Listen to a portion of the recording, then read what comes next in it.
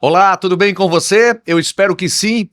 Último dia da FENACAN, 19ª FENACAN, que acontece aqui em Natal, no Centro de Convenções. E mais um podcast aqui no Agro Sertão. E é o primeiro desse terceiro dia. E vamos lá.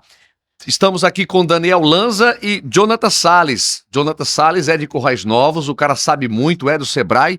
E o Daniel Lanza, da UFRN, Departamento de Bioquímica da UFRN. Vamos bater um papo aqui sobre coisas boas, tudo ligado ao camarão, é o que interessa. Boa tarde, Jonatas. Boa tarde, Ed. É um prazer estar aqui conversando com vocês, com todos os telespectadores que estão nos assistindo. Pois é, o canal do YouTube, vocês já sabem, né? youtube.com/agrosertão. Daniel Lanza, boa tarde. Boa tarde, Ed. Grande prazer estar aqui. Obrigado pela essa oportunidade aí pra gente conversar com nossos telespectadores e falar um pouco mais aí sobre o camarão. Vocês dois participaram do primeiro desafio Like a Farmer. Vamos começar logo falando do que aconteceu, né, antes de ontem, aqui no Centro de Convenções. E como é que vocês viram essas startups, as 8 finalistas? Como é que vocês enxergaram? Eles estão empenhados, eles vão agregar muito ao setor da aquicultura no geral? Olha, sem dúvida, nós ficamos muito felizes com o número de inscritos no evento, né? E desses 8 finalistas, podemos dizer assim, são ideias muito promissoras, muitas delas já estão no estágio de maturidade muito alto, e nós acreditamos que muitas ali poderão ser divisor de águas aí para a eficiência da produção. Então, eventos desse tipo nós temos que incentivar cada vez mais no Brasil para que a gente se torne cada vez mais independente tecnologicamente, né? Principalmente nesse setor que é crucial para a nossa economia, que é o agro. Jonathan, aquicultura. Perfeito.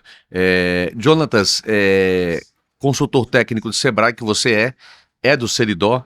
Uhum. Já existem pessoas criando camarão na região do semiárido, no Seridó do Rio Grande do Norte?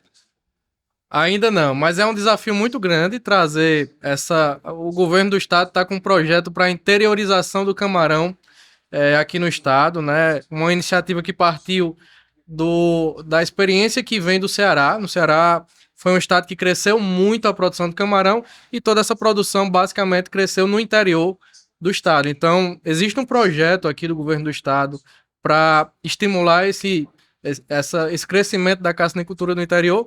E eu acredito que o Seridó pode ser beneficiado, sim, com projetos que consigam produzir camarão no sertão, com a dificuldade, claro, de baixa disponibilidade de água, né? Mas a gente tem ferramentas hoje em dia que torna possível produzir camarão mesmo com essa pouca disponibilidade de água dentro da propriedade. Eu vou repetir a pergunta que eu fiz para a bióloga aqui, a subsecretária, aqui no Rio Grande do Norte. Eu falei sobre prazos, datas. A gente sabe que para o governo do estado, para o poder público, é mais difícil ter um prazo. O Sebrae já tem uma pegada diferente, ela já tem uma prospecção mais efetiva, mais concreta. Então, você não pode me responder quando será isso, mas acredito que até o primeiro semestre de 2024, essa interiorização da produção de camarão, ela pode já estar bem avançada, né? O que a gente tem que saber é que um programa governamental como esse, ele vem estimular e facilitar um pouco dessa migração da atenção dos empresários para o interior do estado, né? Do ponto de vista da caçanicultura. Então, o governo vai estimular, através dos órgãos públicos, né? IDEMA, IGARNE, IDIARNE, os órgãos que permitem com que a atividade aconteça.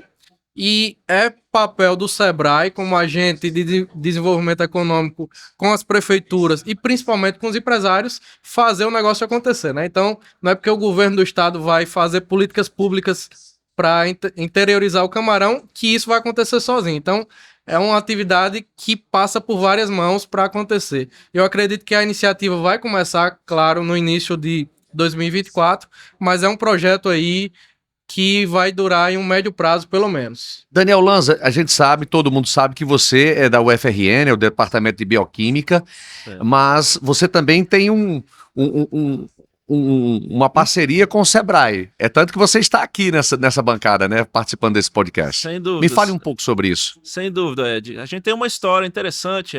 Eu terminei meu doutorado em São Paulo e o meu caminho foi um pouco diferente do pessoal em geral, que eu trabalhei em uma empresa depois do doutorado. Então eu tive a oportunidade de desenvolver produtos, tive a oportunidade de vivenciar a realidade de uma empresa, principalmente empresa de tecnologia, que não é uma coisa assim tão comum no Brasil, né? Uma empresa de tecnologia, ela tem algumas peculiaridades e eu tive essa oportunidade de aprender um pouco mais sobre como isso funciona. E quando eu cheguei aqui em 2011, nós criamos uma disciplina na universidade que é uma disciplina de empreendedorismo. E essa disciplina tem como objetivo mostrar para o pessoal ainda dentro da universidade como que funciona o desenvolvimento tecnológico, como que funciona o mercado, né? E logo que nós chegamos aqui na UFRN, nós vimos que a carcinicultura era uma área muito importante para o Estado. E nós tínhamos que ter alguma atuação incisiva dentro da carcinicultura, levando tecnologia. Foi quando nós criamos um projeto de extensão na universidade e por meio desse projeto nós fomos desenvolvendo algumas empresas dentro dessa área. E uma empresa que a gente tem uma grande participação no desenvolvimento foi a empresa Genaptos, que é a primeira empresa nacional que faz melhoramento genético de camarão. A Genaptos, né, ela fez uma parceria com o Sebrae, por meio da qual vai ser possível que nós levemos para os pequenos produtores, ou para os produtores interessados, né, mas o foco principal são os pequenos e os médios, essas tecnologias de melhoramento genético, essas tecnologias de melhoramento sanitário, e dessa forma, de uma maneira geral, melhorar a produção, melhorar a produtividade do Estado. Ô, Jonatas, você, na sua visão, você acha que as pessoas que se interessam hoje no Rio Grande do Norte pela carcinocultura são as mesmas que são descendentes tradicionalmente de famílias e pescadores? Como nós estamos aqui bem próximos da Vila de Ponta Negra, que é uma vila que desde sempre a gente sabe que é vila de pescadores. E como fazer para essas famílias, para esses filhos dos pescadores das antigas migrarem para criar camarão? Isso é possível? Claro. Todo mundo que quer criar camarão pode criar camarão, né? Agora, não existe uma ligação direta com os pescadores e os e se tornarem carcinicultores, né? Geralmente os pescadores eles seguem esse fluxo natural que a pesca em si também é uma atividade dentro não é da aquicultura, né? Mas é ele leva o pescado para a mesa do consumidor também, de outra forma. A carcinicultura ela é mais despertada para as pessoas que têm esse olhar mais ou empresarial, para entrar no negócio realmente como empresa, ou do lado do produtor rural também. Então, muitas vezes, ele surge dentro de uma propriedade rural de agricultura familiar, que é um pouquinho diferente do pescador artesanal, mas que tá na mesma linha ali, né, de desenvolvimento. Então, ela surge da agricultura familiar e ela vai se consolidando dentro da propriedade como uma atividade de fato, como uma indústria, como uma produção empresarial. Então é mais ou menos nesse sentido que surgem os empresários da carcinicultura. Você está assistindo o podcast do Agro Sertão aqui na 19ª Feira Nacional do Camarão e eu estou conversando com Daniel Lanza da UFRN e Jonatas Salles do Sebrae. Ô Daniel, e existe camarão com vírus? Sem dúvida. Na verdade, a gente tem vírus para praticamente tudo que vive, até bactéria tem vírus. Mas a grande sacada no caso do camarão é porque o jeito dele se defender do vírus é diferente, né? Geralmente os animais eles podem ser vacinados. Você pega um porquinho, você pega um animal, um frango, até mesmo uma tilápia, você pode vaciná-los e eles vão se tornar um pouco mais tolerantes ou às vezes até resistentes ao vírus. O camarão não tem como ser vacinado. Então nós temos que ter outras estratégias para conseguir imunizar, vamos dizer assim, a nossa população de camarões, né? E é exatamente em cima disso que a gente tem trabalhado. É um conhecimento relativamente recente, né, onde a gente trabalha a genética dos camarões para tornar a população um pouco mais resistente aos vírus. Mas sim, nós temos vírus que causam grandes problemas na carcinicultura. Ô, Jonatas Salles, vou sempre puxar para você, que eu sei que você é de Currais Novos, é do Seridó, eu também sou daquela região. Como transformar um agricultor, um cara que desde que da infância, da pré-adolescência, que viu o pai dele e que continua passando para os filhos a plantar arroz, feijão, macaxeira. Como transformá-lo num cassinicultor ou um piscicultor, por exemplo? Esse é o desafio do ano que vem do Sebrae? Basicamente, a gente faz muito o papel de, na verdade, identificar dentro da propriedade o potencial que ela tem. E aí é um papel que o Sebrae faz muito bem, o Senar.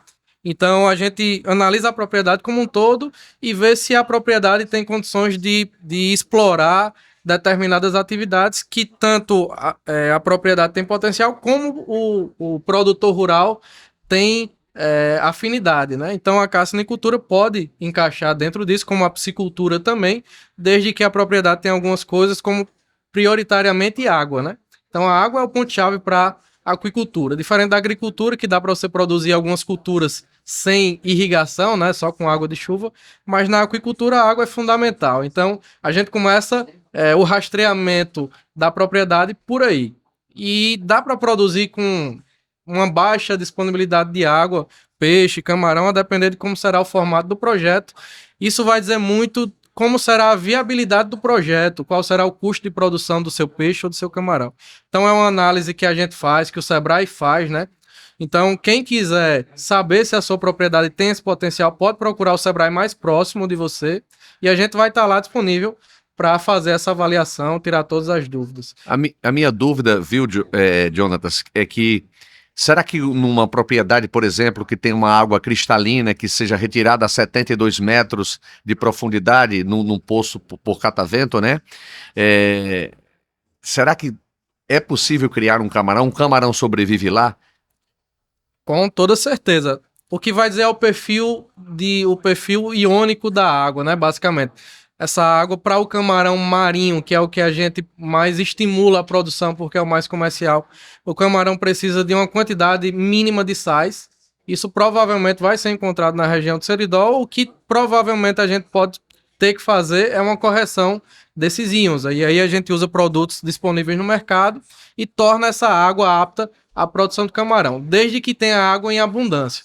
E a vantagem de interiorizar esse camarão é que a gente elimina uma coisa muito importante, que aí o professor Daniel Lanza pode falar muito bem, que é a carga viral e bacteriana que tem dentro do sistema de produção, né? Uma coisa que a gente tem aqui nas grandes propriedades, nas grandes cassiniculturas, que elas captam água basicamente do estuário. E nesse estuário a gente tem uma grande diversidade de patógenos, né, de micro-organismos, na verdade, mas micro-organismos com grande potencial patogênico.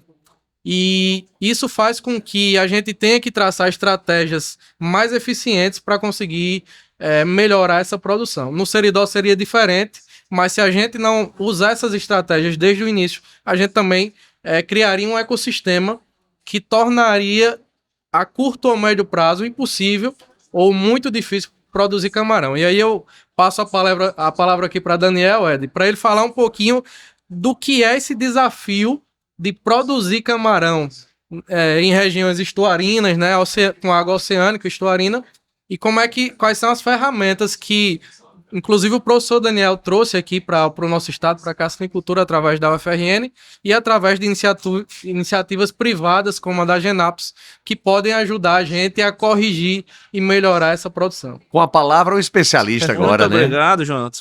E o Jonatas falou muito bem, Ed. É uma questão que o pessoal tem que entender, que esses patógenos, eles são patógenos para o camarão, tá? Então a gente pode comer o camarão que a gente não vai ficar doente, não. O desafio nosso é produzir o camarão sem os patógenos que o afetam. Então são bactérias e vírus que só comprometem o camarão. E esse é o nosso desafio. Então nós temos evoluído nesse campo, né, de desenvolvimento de pesquisa para conseguirmos minimizar o dano desses patógenos. Quando a gente cria camarão, as unidades de produção são muito diferentes, né? Cada estuário tem as suas peculiaridades, a qualidade da água muda muito. Isso aí é um desafio grande para o produtor. Quando ele falou a questão do poço, e ele tem toda a razão, a grande vantagem, vamos dizer assim, de uma água de poço é que você tem uma carga microbiana muito menor. Então você consegue controlar isso desde o início do ciclo com eficiência um pouco maior do que quando você tem um estuário, que a maré muda, né? E as condições do mar mudam, e ali você tem uma variação na água muito maior. Então é possível sim produzir na água doce, é possível produzir na água do estuário, mas cada tipo de cultivo tem as suas peculiaridades e é aí que entra a assistência técnica e é aí que entra a tecnologia. Então o camarão, podemos dizer assim, ele é um pouco mais dependente dessa assistência técnica continuada, exatamente porque você não tem um padrão de produção só. O que é um patógeno e o que ele pode causar no ser humano depois que ele come um camarão, por exemplo? Para quem está nos assistindo sim. e é leigo no assunto, é bom você explicar. Eu tenho uma ótima notícia, né? A gente pode comer o camarão cheio de vírus que a gente não vai ter nada. O vírus ele só é um problema para o produtor de camarão. Os vírus que afetam os camarões, que infectam os camarões, eles não têm a capacidade de infectar a nós, humanos. Eles são vírus muito diferentes. Então eles não causam nenhum tipo de problema para a saúde humana e todo mundo pode comer camarão tranquilamente. Que esses, não só camarão, peixe também, os vírus que afetam peixe, eles não têm a capacidade de causar doenças em nossa... Exceto algumas reações que algumas pessoas têm que não podem comer o camarão devido às toxinas, né? Sim. Só que aí nesse caso não são toxinas, né? São algumas proteínas do próprio camarão que as pessoas têm alergia. Mas tem gente que tem alergia a outros alimentos, né? Então não é nada muito assim. É porque o pessoal tem essa ideia de que camarão pode causar alergia, mas tem vários outros alimentos que são muito mais alergênicos, né? E isso é uma questão da pessoa, não é uma questão do camarão. É muito mais relacionado ao sistema imunológico da pessoa. Perfeito. A Genaptos, que é uma coisa... foi uma ideia sua, você foi um dos criadores da Genaptos, né? Fale um pouquinho do que ela pode contribuir para essa interiorização da cassinicultura para o nosso estado. Um exemplo bem prático, Ed.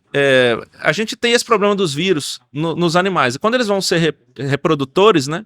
Muitas vezes eles podem transmitir esse vírus para os filhotinhos, para as larvas. E se você pega uma larva com vírus e leva para o interior, você leva o vírus para o interior e isso vai atrapalhar o seu cultivo. Então hoje, por exemplo, a Genaptos ela consegue ver se naquele lote de larvas ou se no reprodutor existe vírus. Então quando esse vírus é detectado, aquele lote de larvas não é utilizado. E esse controle de larvas que são levados para as fazendas, elas saem aqui da capital, saem de que lugar? Na verdade... E como elas são inspecionadas? São várias... a gente tem variações disso. Tem laboratórios grandes, né, que produzem essas larvas e eles mesmos já têm o próprio laboratório para certificar que essas larvas elas não vão ter uma carga viral que ameace a produção. O gargalo ficava nos pequenos produtores, que eles não tinham condição de ter um laboratório desse, que é um laboratório caro, o investimento, né, um laboratório de biologia molecular. E eles pegavam onde? Eles pegavam onde? Eles compravam as larvas dos laboratórios, mas eles não tinham como verificar a qualidade em termos de sanidade. Mas pra você ter uma ideia, esse teste que é feito na larva de camarão é o mesmo teste que a gente fazia para Covid, para detectar o vírus que causa a Covid. É o mesmo teste, igual, idêntico. Então esse teste chama PCR e a gente hoje com essa empresa, com a Genaptos, né, e com a parceria do Sebrae, que vai ser o braço que vai conseguir chegar até o produtor, a nossa proposta é incrementar a produção por meio da prevenção. Né? Então a gente vai levar essas tecnologias para o pessoal que não tem acesso a elas, principalmente, e por meio disso a gente vai melhorar a questão produtiva e gerar um ciclo virtuoso, né? Ele vai entender que aquilo é importante para ele e ele vai cobrar aquilo dos próprios laboratórios que vendem a larva. Então existe um ciclo e a gente precisa demonstrar o efeito primeiro. Então a proposta é exatamente essa. Ô Jonatas, não tem jeito. O Sebrae vai ser mais um pioneiro em interiorizar a cassinicultura no Rio Grande do Norte, né? Como é que é a pessoa que está nos assistindo agora, esse podcast do Agro Sertão, ele pode ter acesso, ele procura a unidade do Sebrae mais próxima da região dele, ali da cidade dele, vai ser assim no ano que vem, nessa interiorização? Isso, exatamente. Uma das formas dele conseguir isso, através do Sebrae, né? O Senar também tem uma assistência técnica muito forte dentro das propriedades rurais, mas o Sebrae tem esse papel de chegar na propriedade, traçar um perfil da propriedade e do empresário e ver o potencial que tem ali dentro. E se a gente vê que tem um potencial de cassinicultura, a gente vai oferecer todas as ferramentas que o Sebrae tem disponível para que o produtor se torne um cassinicultor, né? Ou um piscicultor, como ele queira. E uma dessas ferramentas, claro, está dentro desse nosso novo conceito que a gente está trazendo para a cassinicultura como um todo, né? São essas ferramentas tecnológicas de controle de sanidade dentro da fazenda, controle de sanidade antes de ir para a fazenda. Quando eu falo controle de sanidade, você imagine que hoje quem produz frango, né, que frango é uma cultura muito mais estabelecida há muito tempo, que a gente conhece mais aqui, você não compra um pinto, né, uma pintainha, como a gente chama, que seja doente para você produzir. E no camarão isso acontece em alguns casos, né? Então o que a gente propõe através da universidade, através da Genaptos, né, com esse apoio, é justamente assegurar que essa larva, esse peixe, esse organismo que a gente compra para colocar dentro da nossa fazenda, ele de fato não tenha pelo menos um alto grau de infecção, né? Então, essa é a certificação que nós estimulamos que o produtor faça. É obrigatório? Não. É só uma ferramenta para que ele consiga melhorar a produção dele e, no caso da interiorização do camarão, para ele não levar essas infecções a curto prazo para dentro da propriedade. Então, muito bom. Basicamente isso. Eu acho que a gente discorreu bem sobre esse assunto nesse podcast, né? Vocês, se tiverem algo a acrescentar, eu acho que é importante agora para a gente encerrar. Sim, eu tenho a agradecer, né, pela oportunidade mais uma vez, agradecer ao Sebrae, ao Jonatas e a você aí pela conversa. E falar para o pessoal que realmente o Brasil ele é a potência que é, né? Devido ao empenho, à tecnologia, ao emprego do conhecimento, e que incentivar todo mundo a procurar o conhecimento em termos de produção para que a gente possa ser cada vez mais eficiente aí na Jonatas, produção. vamos levar logo esse camarão pro Seridó, pelo amor de Deus, vamos levar, né? E o Sebrae vai, né? O Seridó e os seridoenses estão esperando por isso. Muito bem, obrigado aí pela sua participação também, tá? Valeu, obrigado. E esse foi mais um podcast direto da 19ª Feira Nacional do Camarão aqui no Centro de Convenções em Natal. Até o próximo.